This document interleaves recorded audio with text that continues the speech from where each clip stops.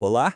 Hoje a gente vai mergulhar num conceito que todo mundo acha que conhece: tradução. Só que nós vamos olhar para isso por uma lente totalmente diferente, a das cosmologias Bantu. É uma viagem que, sério, vai muito além do simples significado das palavras. Então, vamos começar pelo básico. O que é tradução? Pensa aí rapidinho. A primeira coisa que vem à cabeça, né, é um dicionário, talvez, uma ponte entre duas línguas, algo assim? É isso. Geralmente a gente pensa nisso, passar um texto de uma língua para outra. Uma coisa bem técnica, quase matemática. Mas e se a tradução não for só sobre palavras? E se for sobre a própria existência? Algo, bem mais profundo. Pois é, a perspectiva que a gente vai investigar aqui vira o jogo completamente. Ela nos convida a pensar na tradução não como uma simples troca de palavras, mas como, olha que forte isso, uma transmutação de uma forma-estado de ser. É uma mudança na própria essência das coisas. É uma ideia muito, muito poderosa. Ok, para entender essa ideia, que é bem radical, a gente precisa mergulhar de cabeça no universo de onde ela vem. Então vamos lá numa viagem para muito além das palavras. E essa nossa jornada nos leva direto para a cosmologia dos povos Bantu-Congo. Uma visão de mundo cuja influência, olha só, a gente sente até hoje nas Américas e com muita força aqui no Brasil. É desse lugar, dessa forma de ver o mundo, que a ideia de tradução ganha uma vida completamente nova. E bem no coração dessa cosmologia tem um conceito que é a base de tudo, uma força primordial chamada Kalunga. Olha, Kalunga não é bem uma entidade, sabe? É a própria origem de tudo. É a força que, literalmente, transbordou o vazio e deu o start em tudo que existe. É o ponto zero para se entender qualquer interação no universo. Mas o que é Kalunga, afinal? Não é uma coisa só, é super complexo. Kalunga é a dimensão do ser, é a presença. Imagina um grande oceano cósmico que conecta tudo. Isso é Kalunga. É também o lugar da razão. E o que é fundamental é comunidade. E o mais importante, nada disso existe separado. A junção de tudo isso, isso é Kalunga.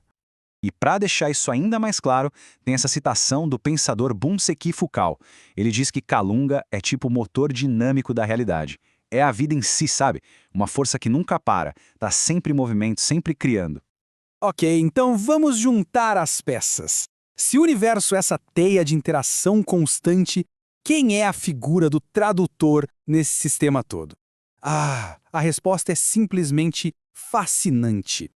Mas antes, a gente precisa entender uma palavra: Kainduki. Muita gente traduz isso de um jeito muito simples, tipo feitiço. Mas o significado real é muito, mas muito mais profundo. Kainduki é a ciência das interações. É a ideia de que o universo não tem espaços vazios, é uma teia infinita de relações. E traduzir nesse mundo é mergulhar de cabeça e participar ativamente dessa teia. Então, olhe esta comparação. De um lado, temos o tradutor como a gente conhece. O foco dele, palavras, precisão técnica. Do outro lado, o Endoki, o tradutor feiticeiro. Ele não lida só com palavras, ele lida com cosmologias inteiras. A habilidade dele não é técnica, é outra coisa. É a capacidade de navegar pelos segredos, pelos códigos que conectam mundos diferentes. E fica ainda mais interessante. A palavra para traduzir é sekola. E ela vem de colo, que significa nó ou código. Então traduzir é literalmente trabalhar com os nós do universo. E o mais incrível de tudo, a palavra para fazer uma oferenda, ngiekola, vem da mesma raiz. Ou seja, a tradução vira uma oferenda sagrada, um ritual de transformação.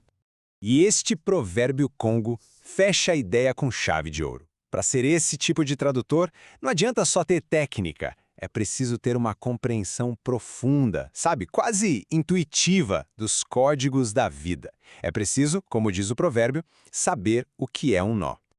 Eu sei, tudo isso pode parecer muito filosófico, muito abstrato, mas tem um exemplo super concreto aqui do Brasil para materializar tudo isso. E é um exemplo poderoso que eu aposto que vai surpreender. Então, quem seria esse mestre tradutor feiticeiro improvável aqui no Brasil?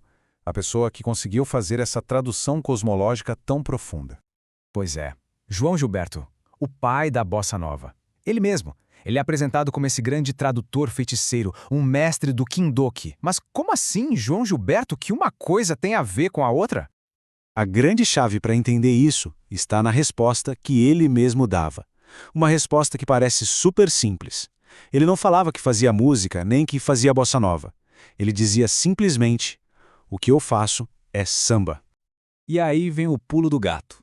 Acontece que em Kikongo, uma das línguas bantu, samba é um verbo. E sabe o que ele significa? Orar. Então o que o João Gilberto fazia não era só música, era uma tradução de mundos, era uma oferenda, uma oração que, no fim das contas, reconfigurou toda a estética brasileira. Uau! Então, com tudo isso na mesa, vamos amarrar as pontas e olhar para a imagem completa que essa cosmologia toda nos dá. A grande virada de chave aqui é esta. A realidade não é um monte de coisas paradas, é um fluxo sem fim de interações. E a tradução?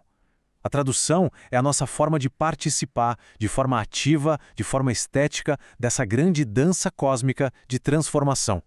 E essa ideia vai tão longe que ela abraça até os maiores mistérios da vida. A morte, por exemplo, não é vista como um ponto final. Pelo contrário, ela é a maior, a tradução definitiva, a passagem, a transmutação final de um estado de ser para outro. Tudo dentro desse grande ciclo de Kalunga. Isso nos deixa com uma reflexão, né?